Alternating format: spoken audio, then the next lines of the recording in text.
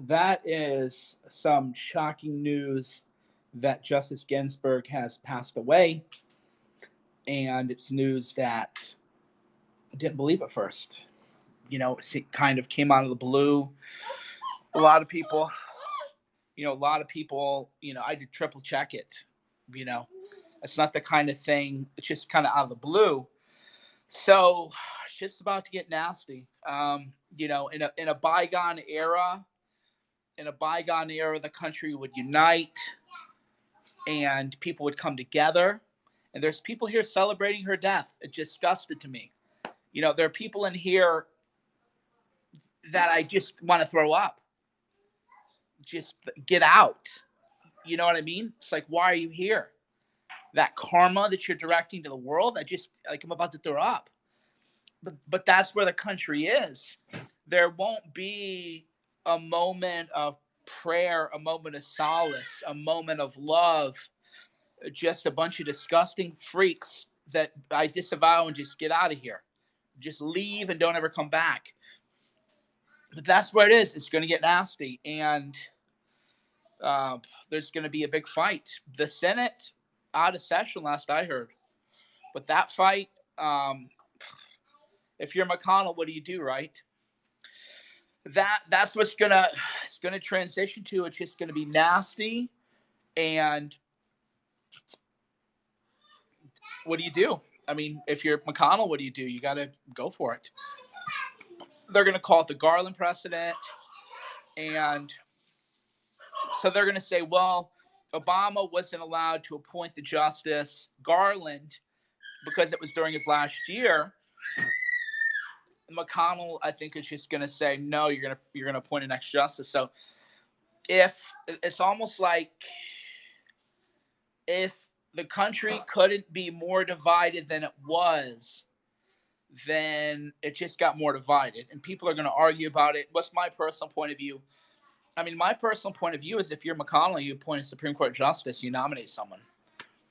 If you're just talking about the world that we live in right now, if you're a McConnell, you do the nuclear option and you go all in, baby.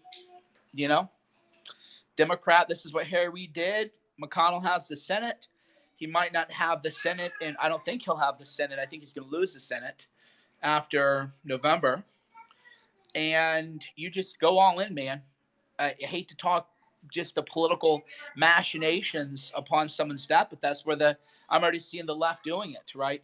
The left is already talking about Garland and Garland this, Garland that.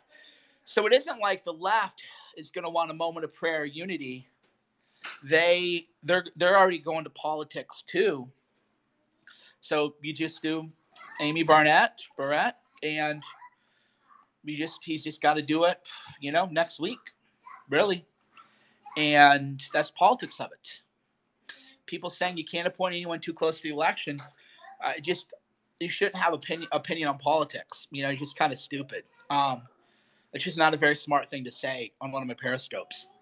The election's going to be in 2 months. You might lose power, but you can't nominate someone because it's too close to election. Like, where did you get that from? You know what I mean? Like, that's just a dumb kind of point. Now, you might say it's vulgar to do it. You might say he shouldn't do it. You might say it goes against what happened with Garland.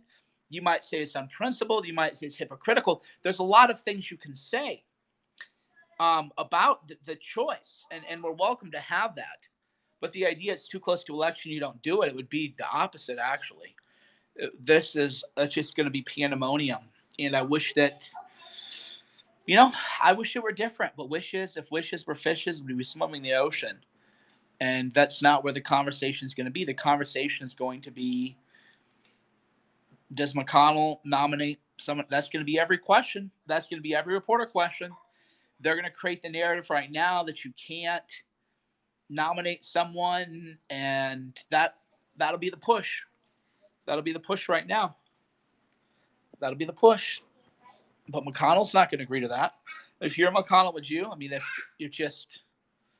That's the way you have to look at it is, if you were McConnell and you know that you might lose the Senate in November, and you have a choice to nominate a conservative Supreme Court justice, what would you do? You know what I mean? There's a right answer to this question. That's not a rhetorical question. It's not really a trick question. Democrats have already said, remember, Democrats said they were going to do away with the nuclear option. So this is the reality. The reality is Schumer and all the Democrats said that they were going to abolish the nuclear option. So they've already said, Senate Democrats have said, once we take power in November, no, she didn't want to lower consent to 12. Go out of here, you nasty people. Go, just get the fuck out of here, you sick freaks. The Senate Democrats have said they are going to do the nuclear option. Right?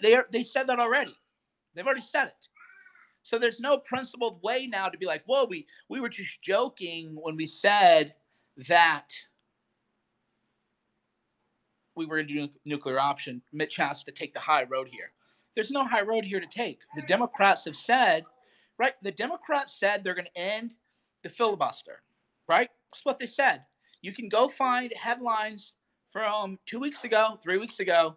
You don't need to be a rocket scientist. I tweeted it out. So Democrats are on record saying that they are going to abolish the filibuster. They're going to exercise the nuclear option. So there's no high road. It's straight, just Machiavellian politics. Do I like that that's what's happening in my country? No. Do I like that Christopher Wray gave false testimony and stood up for Antifa? No. Do I like what's happening to my country? No. Am I going to abide by rules that are not being followed by the other side? No. No, you don't. Democrats said they're going to abolish the filibuster and that they are going to ram down our throats a far left-wing agenda. They have said this. It is not a hypothetical. It is not a maybe they will do it. They have said they are going to abolish the filibuster and implement the most radical left-wing agenda in the history of this country. They have said they're going to do this. So you don't say, well, it wouldn't be principled for us to nominate someone in these times. You don't say that. You don't say that. You say, well, you said that you're going to abolish the filibuster and you're going to implement the nuclear option. So that's where we are as a country. That's where I don't like it. I'm not going to cry myself to sleep about it. You know what I mean? It's just like if you're in a boxing match with someone and they kick you in the balls, then I'm going to kick them in the balls. You know what I'm saying? It's just we're in a cage together and there's rules and we're supposed to have some kind of civility and some kind of decency, but you're going to kick me in the nuts and I'm going to be like, well, that's against the rules, so I'm not going to do it too. Democrats have said they're going to end the filibuster. Republicans have to say, okay, why are you asking to join my Periscope? Who are you people who does that? Do you want to talk? Who are you? What are you doing? So McConnell, and I know people are going, well, Trump's the one who nominates. Shut up. We all know this. I'm a con law scholar, right? Get out of here. You know, you're not going to tell me anything about I get the highest grade con law, multiple classes. Get out of here. We all know who's in control. It's McConnell. It isn't. So Mitt Romney, though, he might come out against, because Mitt supports abortion, so he might come out and, we can't nominate anyone or something like that. But I don't know. Is the Senate even in sessions? I don't know how it works, man. We're gonna go from R.I.P. Justice Ginsburg in a nanosecond to Mitch McConnell. Already got the judges lined up. Trump just released a judge. You got to do it. You got to go all in. I mean, that's the reality. There's no choice. You got to go all in. Wild times, friends. Wild times. But we wish the best of the Justice Ginsburg's family. We're all praying for them. We hope she's with her creator now. We're going to be left here dealing with the blowback, though. Thanks for watching, Mike Cernovich, Cernovich.com. You can watch. I'm not going to plug my film. that's not really solemn. Just it's not very solemn to do. I was in mode, just the mode of wrapping things up. But thanks for watching. All blessings to Justice Ginsburg's family. God bless them. God bless all of you. It's Rosh Hashanah, of course, as well. So God bless my friends who are celebrating a new year. We'll talk soon.